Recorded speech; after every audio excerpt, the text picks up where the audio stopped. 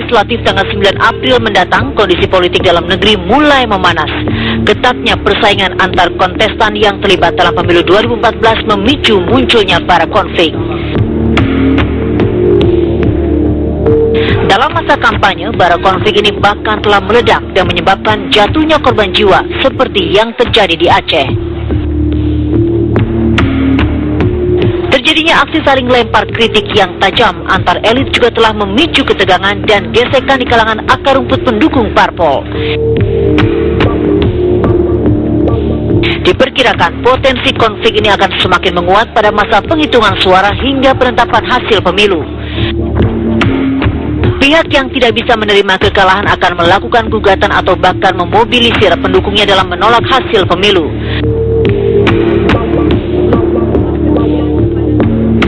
Agar pesta demokrasi tidak berubah menjadi ajang anarki, semua pihak dituntut untuk bersikap dewasa, mengedepankan kepentingan bangsa di atas kepentingan pribadi dan golongan. Tim TV One mengabarkan.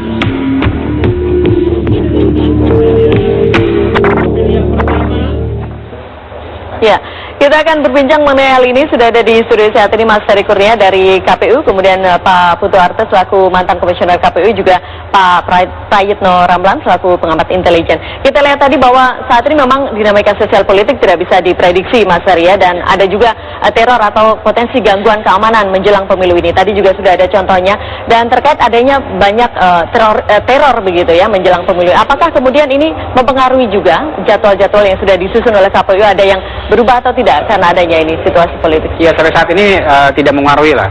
Jadi aktivitas kita sesuai dengan tahapan-tahapan yang ada. Bahkan kemarin terjadi soal kerusuhan ya, walaupun bukan karena teror, tapi karena ada faktor kerusuhan di SBD di Nusa Tenggara Timur, kita juga tidak terpengaruh. Kita sigap untuk merecovery, baik itu urusan logistik ataupun urusan aktivitas yang memang ada di NTT, di SBD. Sesuai jadwal semuanya ya? Sesuai jadwal. Jadi kita berharap tidak ada aktivitas. Saya yakin seluruh stakeholder terkait, termasuk pihak-pihak pengamanan ya, keamanan, TNI, Polri, dan juga intelijen, saya pikir sudah juga bisa memantau dan menginformasikanlah berbagai hal yang ada. KPU juga yakin bahwa H-1 artinya besok seluruh logistik akan selesai atau sudah sampai di tempatnya begitu. Ya. Anda yakin itu juga akan logistik H-1 harus sudah sampai di TPS.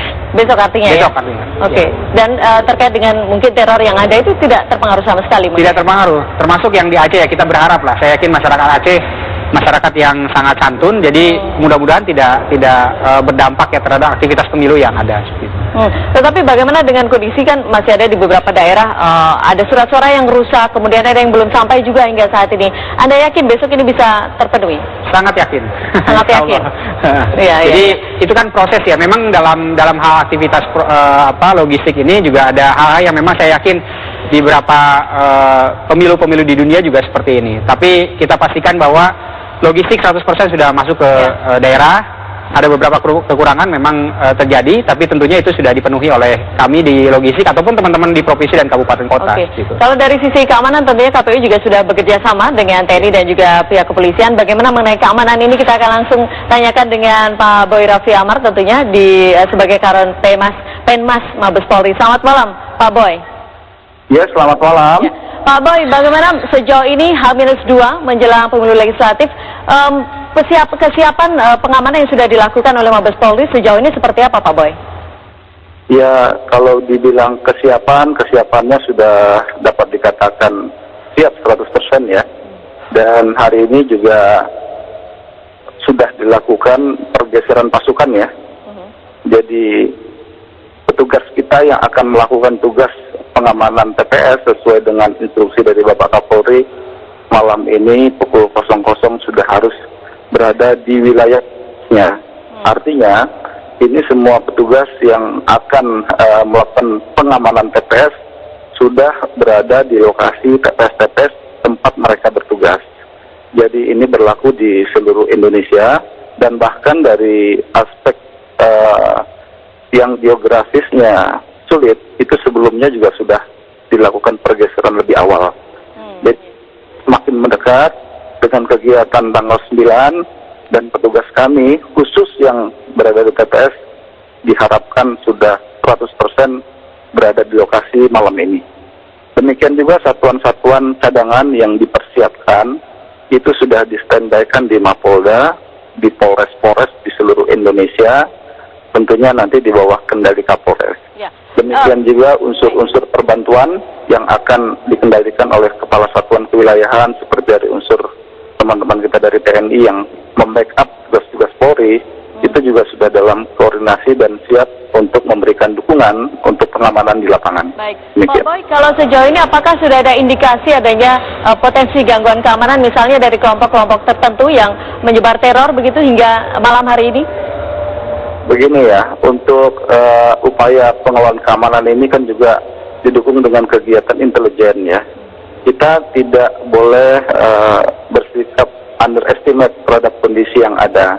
Biarlah informasi-informasi itu dikelola oleh pihak petugas dan tidak perlu untuk katakanlah menjadi konsumsi publik, karena tentu ini berkaitan dengan menimbulkan suatu kondisi yang tidak nyaman. Tetapi biarlah kami dari jajaran kepolisian dan juga petugas-petugas intelijen kami terus mengamati fenomena perkembangan yang ada dalam masyarakat guna dilakukan antisipasi sebaik-baiknya terhadap fenomena atau gejala-gejala ada indikasinya potensi ancaman tersebut.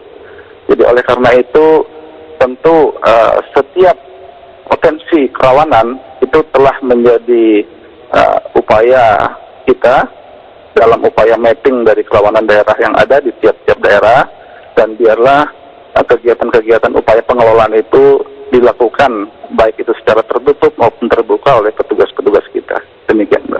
Baik, terima kasih Pak Boy Rafli Amar sudah bergabung bersama kami malam hari ini.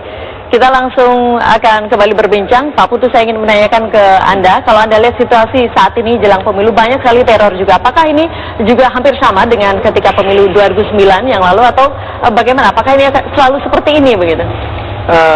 Dari pemilu ke pemilu, teror itu selalu ada. Cuman memang intensitas dinamikanya yang berbeda-beda. Kalau dibandingkan tahun 2009, hari ini mungkin Aceh terutama jauh lebih hangat ya. Jauh lebih hangat, termasuk kasus SBD. Kalau 2009 relatif agak lebih nyaman suasananya karena konfliknya tidak begitu mengemuka. Kalau kemudian makin jauh ke pemilunya, kemudian konflik itu menjadi makin mengemuka, masuk akal karena kompetisi pemilu hari ini kan caleg lawan caleg gitu. Jadi pada tahun 2009 memang caleg lawan caleg, tetapi belum sempat melakukan pasang kuda-kuda begitulah karena mendadak kan diputus oleh MK. Jadi konfliknya itu sebetulnya ketika bicara caleg lawan caleg itu sudah dikondisikan 5 tahun sebelumnya. Dia kompetisi di internal mereka. Ini yang mungkin membuat suasana agak lebih hangat. Walaupun saya juga sepakat tanggal 9 mungkin akan aman, tidak ada gangguan. Kita harapkan seperti itu ya. Kalau Pak Prayitno, Anda melihat bagaimana dengan eskalasi gangguan keamanan yang sepertinya meningkat saat ini? Anda melihat ini bagaimana? Saya merefer kepada apa yang dikatakan oleh Kapolri, itu intinya terorisme. Apa yang dikatakan oleh Kabin, terorisme, separatisme, radikalisme, kemudian intrik-intrik, itu bisa mengganggu stabilitas keamanan. Memang ada 3 hotspot yang perlu diperhatikan. Yang pertama di Aceh, kita lihat terjadi penembakan-penembakan. Jadi di sana itu sekarang ternyata senjata-senjata itu belum bersih. Jadi sekarang keluar dari kandangnya udah keluar dipakai nembak. Dan ternyata emang keras sekali dan mereka tidak bisa ditanggulangi seperti bola karet. Jadi tanggulangi sini mereka loncat sini. Kenapa? Mereka terlatih puluhan tahun bergerilya.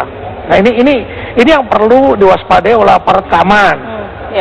Jadi ini persoalannya kepercayaan grassroots, itu konflik di bawah.